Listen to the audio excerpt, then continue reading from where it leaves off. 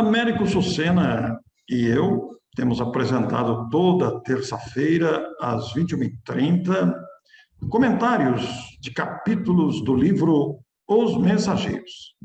Estamos de volta com um novo episódio, um novo capítulo, saudando a você, a sua família, agradecendo pela sua audiência, pela sua participação com os comentários e acompanhando esses estudos que, de forma bem compacta, resume os conteúdos dos capítulos do livro. Nós alcançamos hoje o episódio número 34, capítulo 34, Oficina de Nosso Lar. É um capítulo, queremos dizer aos amigos, bastante suave, que com certeza faz bem e fará bem para todos nós, diante das circunstâncias que vamos ter oportunidade de conhecer com a narrativa do espírito André Luiz, autor da obra e autor desses relatos, que todos nós temos aproveitado para aprender diante da grandeza desses ensinamentos. Nós vamos nos recordar que no episódio anterior, no capítulo 33 também, eles estavam caminhando para a crosta, estavam em direção à crosta, vindo do posto de serviço, do posto de socorro, conforme nós estudamos nos capítulos anteriores, e adentraram pelas matas de Petrópolis. Américo, você comentou que gostaria de fazer um acréscimo nesta chegada a Petrópolis e depois à cidade do Rio de Janeiro. Como o capítulo é bem suave, vamos aproveitar e repetir uma ideia que talvez não tenha ficado clara, pelo menos para mim, eu achei que não. Nós dissemos que as esferas espirituais, elas são interpenetrantes, não como está lá no Livro dos Espíritos, como se fosse uma esfera de vidro, cada esfera fosse de vidro e os que tivessem numa vinham que estava embaixo na outra. Não, não é isso. A natureza se interpenetra, a gente não entende bem isso. Mas, só para dar um exemplo, imagine uma montanha que, vista da Terra, você está vendo a montanha. Visto do plano seguinte, do plano espiritual seguinte, que também começa na crosta, pode ser que ela tenha um complemento e vá um pouquinho mais alta. Vista da esfera seguinte, pode ser que o morro suba ainda mais, ou seja, ele vai também diminuindo de densidade. E por isso, então, nós dissemos que nosso lar está acima do Rio de Janeiro, da cidade do Rio de Janeiro, a 50 quilômetros do nível do mar, e os espíritos desceram, não na vertical, volitando, mas fazendo contornos em torno dessa geografia que é de esferas interpenetradas. Porque nós mesmos dissemos, se eles andassem em linha reta, eles iam sair em cima de um outro estado, mais ao norte, mais a oeste, mais ao sul. E aí ficou bem claro que realmente eles não desceram em linha reta. Tanto é que eles foram parar, depois que retomaram a volitação, quando o sol apareceu, quando as nuvens se abriram um pouco mais, eles voltaram a ter condições de levitação. Quem? Vicente e André. Claro que o Aniceto poderia ter volitado, se quisesse, mas não o fez, para não constranger os discípulos. Então, eles foram parar nas matas de Petrópolis. E nos anos 40, início dos anos 40, era mata mesmo, não tinha nada. E depois diz que eles já estavam volitando em direção ao rio e chegaram em poucos minutos. Ora, Petrópolis está a 70 quilômetros do rio. E como é região montanhosa, na consulta que eu fiz, demora 1h40, 1h50 uma viagem. Então, você não pode andar a 100 km por hora, porque senão você não consegue fazer curva. Então, tem que viajar de carro em velocidade baixa. Mas eles chegaram em poucos minutos. Por quê? Porque vieram volitando, né? Isso é muito interessante, né? Essa possibilidade de volitar. A possibilidade de volitar evita as curvas, né? É muito mais fácil, você não tem que fazer contornos, né? É como ir de São José dos Campos a Ubatuba por aquela estrada sinuosa, se você for voltando, vai muito mais rápido. Mas se você for de veículo, você tem que fazer aquela curva que, conforme a virada, você vê a placa traseira do próprio carro. Então, aquelas curvas muito apertadas da descida lá da Serra de Ubatuba, né? Então, referindo-se aqui a Petrópolis, muito interessante, quando nós gravamos o capítulo em que citamos a cidade de Petrópolis, nós gravamos na semana que antecedeu a tragédia da cidade, que ocorreu no mês de fevereiro. E agora nós estamos gravando aqui quando ainda se sente os rescaldos todos da intensidade da chuva que ceifou várias vidas. Realmente vivemos num mundo de provas e expiações, e vez por outra esses flagelos atingem a população e as criaturas envolvidas dentro aí da lei de causa e efeito, todos nós, inclusive nós que também acompanhamos esse drama humano, é algo bem doloroso, né, Américo? Sem dúvida, mas são exatamente essas circunstâncias que estão acelerando o progresso da humanidade. Então, o que nos parece um fenômeno isolado, na realidade, ele está no contexto, e quem quiser saber mais a respeito disso pode descobrir no último capítulo do último livro que Allan Kardec nos deixou, onde ele faz previsões a respeito disso, né? Então, esses pequenos flagelos, eles não vão destruir toda a humanidade, eles vão acelerar o progresso humano. Então, tudo isso tem a ver, inundações, desbarrancamentos, vulcões sendo acionados, pandemia, tremores de terra, incêndios florestais, tudo isso estava previsto por Allan Kardec nesse período final da transição planetária, até tsunamis. Nos últimos 10 anos, nós tivemos 11 tsunamis. Não são casos meramente isolados, né? O importante é que a misericórdia divina está sempre presente e nós precisamos nos solidarizar com as vítimas, como foi feito, como está sendo feito. Isso é muito importante. Muito bem, Américo. Chegaram, então, ao Rio de Janeiro, entre 18 e 19 horas, no horário de Brasília, digamos assim, e atingiram uma casa bastante simples, na linguagem de André Luiz, aqui uma casa singela de bairro modesto. E André Luiz, novamente de cabelo em pé, está se surpreendendo com o que vai vendo, em se deparando com quadros totalmente novos que antes ele não percebia. Agora ele via também, além dos encarnados, com a sua pressa, com a sua movimentação, com as suas andanças pela rua, ele também via muitos desencarnados de ordem inferior. E alguns desses desencarnados praticamente colados aos encarnados, como se fosse um abraço singular, como a expressão que ele usou. Inclusive, alguns dependurados em veículos. Para ele, aquilo foi muito surpreendente, ele ficou assustado, porque havia grupos que andavam pela rua, formando verdadeiras nuvens.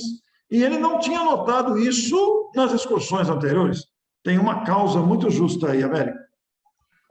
Então, mais uma vez, aquela dilatação das percepções está por trás dessa melhoria da visão. Como eles estão em atividade de observação para aprender coisas novas, o benfeitor Aniceto achou por bem que eles tivessem, antes da viagem, nós falamos sobre isso, uma dilatação, lá no Ministério da Comunicação, das percepções visuais.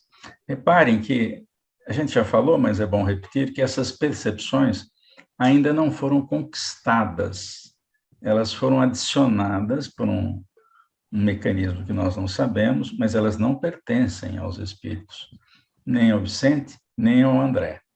O uso contínuo na tarefa do bem faz com que uma série de percepções sejam acrescentadas ao perispírito. Então, eles ainda não têm esse domínio. Passado, provavelmente, essa semana de observações que eles estão fazendo aqui na Terra, e na região do posto, onde eles ficaram praticamente um dia, é possível que eles percam essa percepção. Para fazer outro trabalho de mesma natureza aqui na crosta, eles talvez precisem refazer essa dilatação das percepções. Agora, um espírito como Aniceto, por fazer isso regularmente, ao trabalho dele, essas percepções já foram conquistadas, ele as tem. No livro não diz, né? Mas nessa categoria de instrutor, ele precisa ter, porque senão ele não consegue ajudar com a necessária assertiva, né? Até porque as vistas de tudo isso é para o aprendizado de André e de Vicente. O grande objetivo é aprendizado para eles. E André não para de ter surpresa, porque ele notava que a quantidade de espíritos em condição inferior, invisíveis, portanto, ao olhar humano, não era menor nas ruas, à movimentação dos encarnados, naquele vai e vem de pessoas apressadas, 18, 19 horas é a hora do retorno do trabalho. Então, a movimentação urbana é muito grande. E ele vai dizer aqui que o número de desencarnados que acompanhava esses encarnados não era menor, quer dizer, era um vai e vem misturado de seres encarnados e desencarnados. Portanto, ali não havia serenidade, não, que ele estava habituado a verificar nas ruas de nosso lar, nem a calma do posto de socorro, onde ele estagiou na última noite, né, do campo de paz. Então, ele estava vivendo agora novas surpresas, com imprevistos que se lhe instalavam na alma diante dos choques internos ali, de ver aquela nova realidade que a percepção visual aumentada lhe possibilitava ter agora. Ele estava se sentindo como mergulhado num oceano de vibrações muito diferentes e até tinha dificuldade para respirar. Além da dificuldade para respirar, tinha também um certo receio, porque era a primeira vez que ele estava aqui na crosta, então tinha um certo receio. Mas tudo isso passou quando eles chegaram à frente dessa habitação simples que você falou, porque ela apresentava uma nuance iluminada, e assim que ele percebeu isso, ele se acalmou. Era o posto de nosso lar em serviço na terra. E antes de entrarmos nos detalhes dessa casa, viu, América, eu fico pensando para um novato que está tendo essas visões, o próprio Aniceto recomendou que ele se acalmasse, né, porque não daria para atender todas aquelas necessidades que ele estava vendo, seria impossível, a tarefa deles era outra, e aí era importante aquilo que você comentou, essa fortaleza moral para resistir diante daqueles quadros bem desagradáveis que eles defrontavam, né? Então, eu fico imaginando aqui um novato diante desses quadros vivos de perturbação, vendo a interação negativa entre encarnados e desencarnados, precisa ter muito equilíbrio, e é isso que ele está treinando com esta visão agora, exercitando no aprendizado, né? Era uma educação persistente que o Aniceto destaca. Não seria possível ajudar alguém se a gente se prende a qualquer fraqueza. Isso aí é um treinamento de resistência, de aprendizado. Mas voltando à casa que você citou, Américo, que eles chegaram em frente a uma residência muito modesta, mas essa casa estava com clarões espirituais, numa linguagem nossa aqui adaptada, como se fizesse um holofote na frente da casa, dirigido à rua, lindamente iluminada, eles chamam. Era uma sensação de conforto muito grande. De certa forma, recordava a cidade deles, que estava distante agora, que eles viajaram. E aí foi que o nosso Aniceto se referiu, como você disse, que ali era uma oficina que representa nosso lar. Aqui é o nosso refúgio. Mas a surpresa não para aí, Américo. Não para aí. A casa era muito pequena, né? E alguém fica pensando, como é que pode ser uma oficina para atender um monte de gente, se a casa é pequena?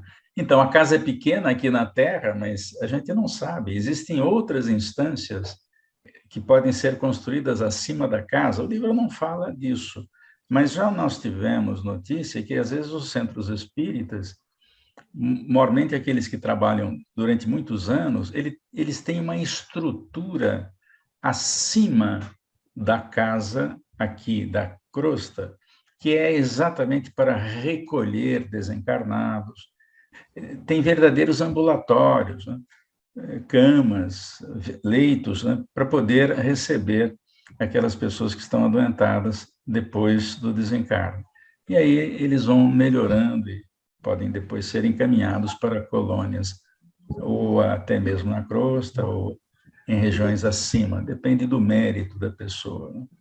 Então, essa construção muito simples, muito pequena, assustou o André. Como é que um negócio tão pequeno tem uma luz tão grande? E havia também um jardim à frente da construção, muito simples, né?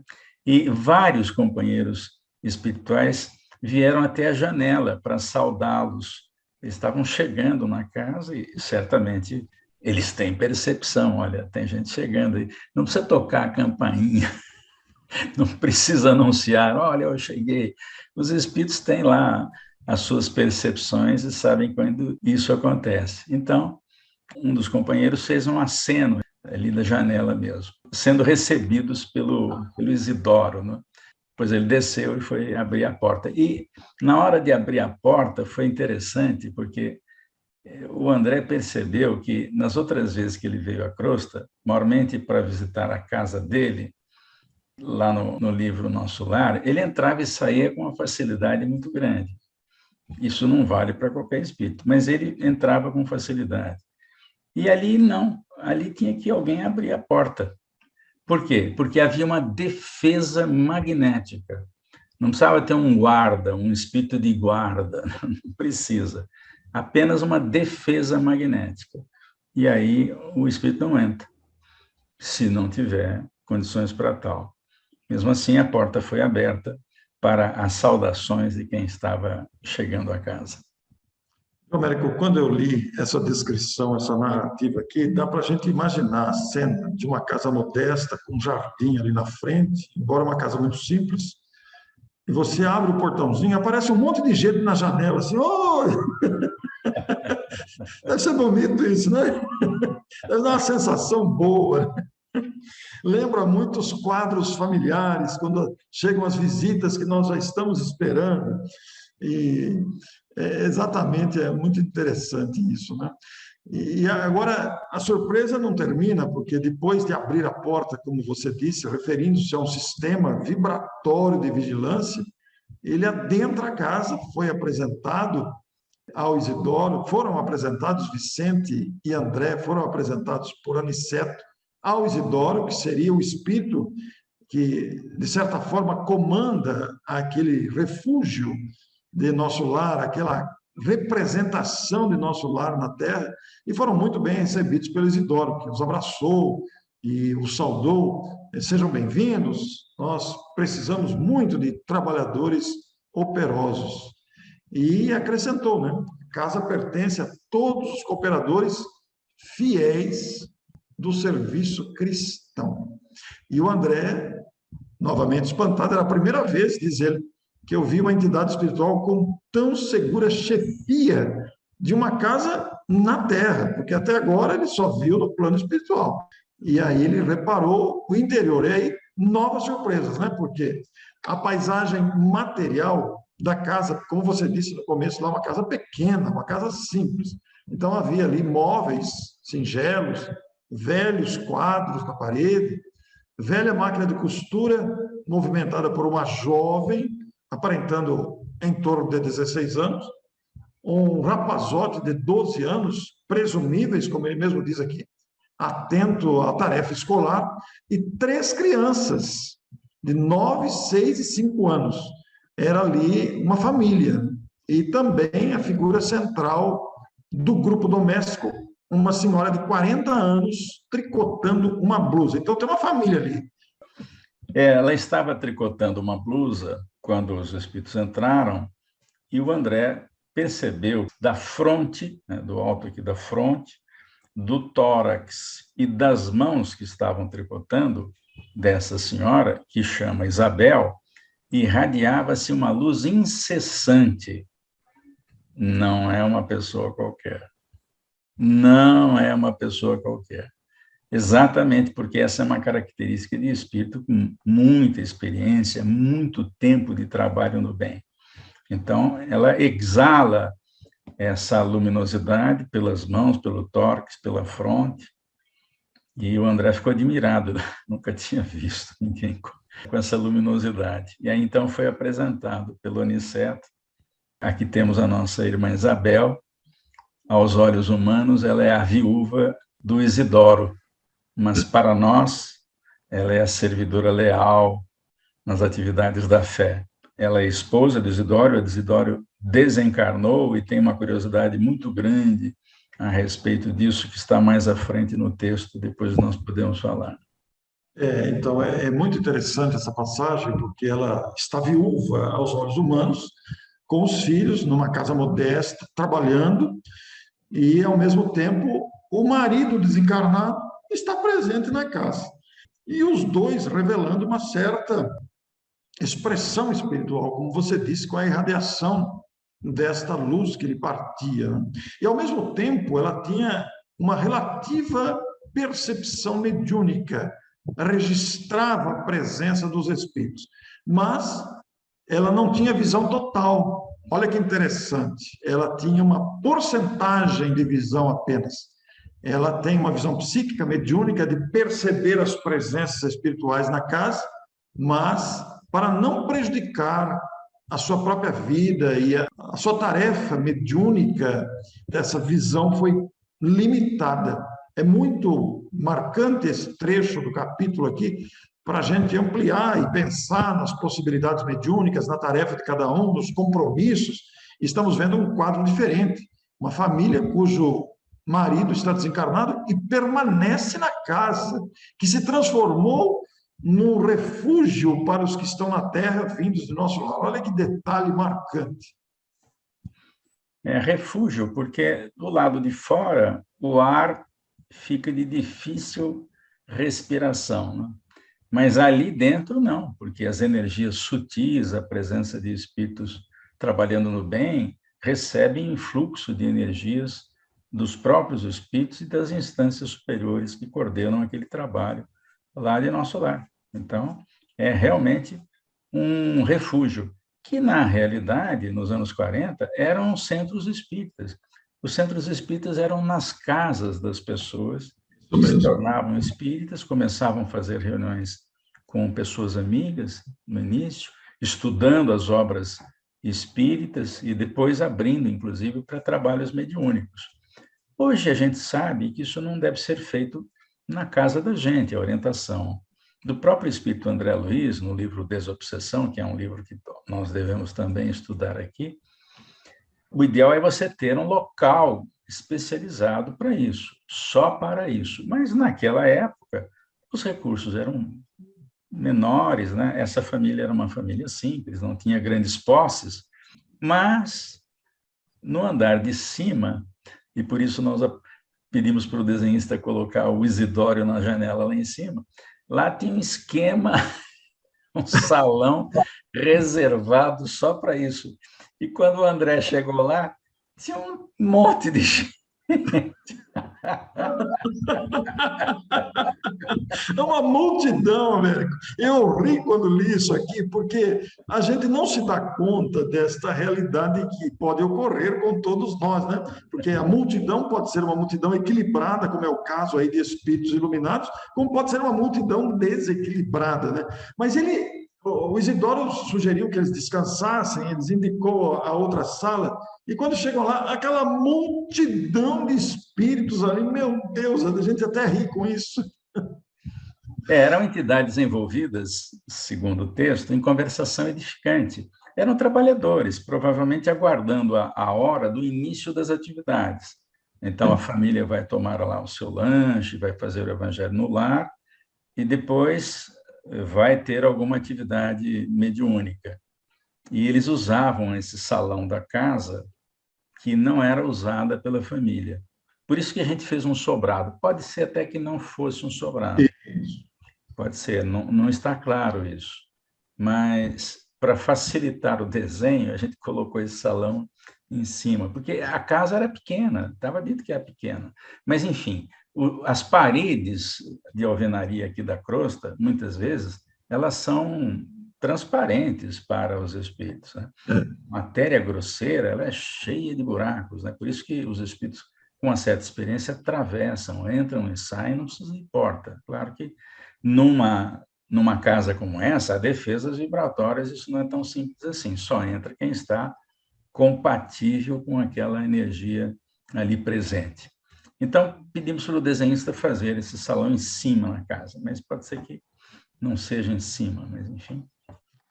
E o André faz uma narrativa aqui do ambiente. Ele vai dizer que confortadoras luzes brilhavam em todos os recantos.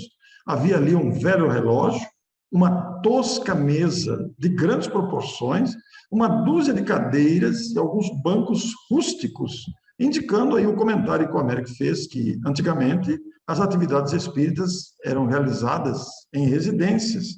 Depois é que foram surgindo os grupos espíritas que se multiplicaram pelo país. Muitos deles já são mais do que centenários do país, mas esse foi um movimento gradativo nas cidades pequenas ou nas cidades grandes, porque os grupos foram se multiplicando também gradativamente. E André vai citar que a claridade espiritual reinante ali tinha um efeito maravilhoso. Muita gente esclarecida e generosa do plano invisível, aos olhos humanos, ali se reunia. Aniceto cumprimentou aqueles grupos. A gente fica imaginando a chegada, os cumprimentos, um olha para o outro, oh, você que está aí, né? Como se a gente se encontra aqui na Terra também. Cumprimentou os grupos que eram mais conhecidos, de modo especial, e apresentou os dois acompanhantes, que eram exatamente André e Vicente. O que fica claro, Orson, é que essa viagem ela foi programada. O Aniceto faz isso regularmente com a equipe de... Na época tinha 47 pessoas, o André Luiz entrou, completou 48, mas havia espaço para mais 2 entidades, se quiserem trabalhar. No começo do livro a gente falou isso. Então, ele vem à Terra regularmente, semana sim, semana não. Ele diz que ele alterna serviços lá em nosso lar com serviços na crosta, certamente trazendo grupos diferentes. Aqui trouxe 2 médicos, mas nós vemos que ele tem outros tarefeiros com outras habilidades que ele também utiliza. Então, eles já eram esperados, eles estavam com esse objetivo, chegar a essa instituição. E, pelo que a gente percebe, o Aniceto faz isso regularmente com a equipe, não é nenhuma... eles apareceram aqui, ninguém estava esperando, a gente não sabia que vocês vinham. Não, ele faz esse serviço regularmente. Né? Ele tem esquema, né, Américo? Como a gente comenta na organização das palestras, dos intercâmbios entre os agendamentos, os anfitriões e os palestrantes. Lá tem um esquema muito melhor do que nós. Né? Então, o Aniceto vai dizer, estamos numa oficina de nosso lar. Olha que coisa bonita a gente verificar isso. Uma casa modesta, servindo de habitação e presença e visita de espíritos esclarecidos. O casal anfitrião, um desencarnado e outra encarnada, que são Isidoro e Isabel, edificaram, quer dizer, essa oficina foi edificada por eles, num ato de muito heroísmo e fé, tendo saído de nossa cidade para essa tarefa, vai mais de 40 anos, quando encarnaram naturalmente. E ambos têm vencido árduas provas, mas mantêm os seus compromissos corajosamente em serviço na crosta. Há 3 anos, Isidoro voltou para o mundo espiritual. Graças ao altruísmo da esposa e dos vínculos que conservam acima das expressões físicas, na própria descrição de André aqui, continuam estreitamente unidos, como no primeiro dia do reencontro na existência material. O Aniceto está fazendo esse esclarecimento e André está escrevendo o texto aqui no livro Os Mensageiros. Então, vejam que coisa importante e bonita, né? O vínculo entre o casal era superior às expressões físicas. Eles eram muito amigos, muito cooperadores um do outro. E por isso, tanto ela como ele tiveram o mérito de estarem juntos. É diferente daquela mulher que perde o marido e fica desesperada, não sabe onde é que ele está, onde é que ele fica. Não, Isabel não, porque os serviços prestados pelo casal deram a eles essa oportunidade. Ela sabe que ele está ao lado dela nas tarefas, ela o vê, ela o pressente, ela dá comunicações dele na reunião mediúnica. Então, veja que coisa bonita. Mais uma vez, a cada um segundo as suas obras. Eles não ganharam esse de prêmio, ganharam na loteria, não, não. Eles mereceram ter a chance de continuarem juntos no trabalho do bem. Estão juntos no trabalho do bem e especialmente sintonizados, como você tão bem descreveu aí, a percepção que ela tem, ela sabe, embora ela esteja encarnada, mas ela tem a percepção, ainda que não completa, porque não existe acaso, não há acaso em nada, é uma construção feita com esforço, com dedicação. Ele até dá um exemplo aqui de que os navios do mundo necessitam de âncoras firmes para atenderem eficientemente a sua tarefa nos portos. Também nós precisamos de irmãos corajosos e abnegados que façam o papel de âncoras entre as criaturas encarnadas. Olha que capítulo belíssimo que André Luiz nos oferece nesse livro, porque através dessas pessoas que se tornam pontos de apoio ou âncoras, possam, através delas, os grandes benfeitores da espiritualidade superior se fazerem sentir entre os homens ainda animalizados, ignorantes e infelizes. E aí, Américo, nós teríamos uma multidão de exemplos para citar de verdadeiros e abnegados servidores do Cristo, encarnados, que refletem isso que o capítulo está ensinando. É verdade. E nos centros espíritas isso fica mais diluído, porque tem diretoria, tem departamentos, né? Tem departamento da assistência social, doutrinário. O doutrinário está dividido em evangelização infanto-juvenil. Então, isso fica um pouco diluído, mas também existem os tarefeiros dedicados ao centro espírita. É bom ressaltar isso, porque às vezes a pessoa acha que só pelo fato de ir algumas vezes ao centro espírita, ela é um tarefeiro dedicado. Não necessariamente. É bom a gente ficar alerta com relação a isso. Muito bom, Américo. Muito bom, porque isso nos ensina muito. Esse belíssimo capítulo, com essa lição maravilhosa, um capítulo suave, quando a gente lê, quando a gente foi gravar, a gente sentiu a suavidade desse capítulo, demonstrando a atividade de dois espíritos ligados pela afinidade psíquica, espíritos que conquistaram esse mérito de permanecerem juntos e continuarem o trabalho, fornece ao leitor uma sensação muito agradável do que é capaz o trabalho. Trabalho que todos nós podemos executar, nós podemos alcançar esses méritos com o esforço que empreendemos. Agora, no próximo capítulo, nós vamos ver aquela multidão de espíritos presentes na casa lá, no capítulo culto doméstico. Américo, vai acontecer uma reunião ali, por isso que os espíritos estão ali, né? Exatamente. Vai acontecer um culto doméstico. Espíritos que estão nas redondezas, que não sejam perturbadores, mas que estejam apresentando necessidades, são levados nas reuniões no lar.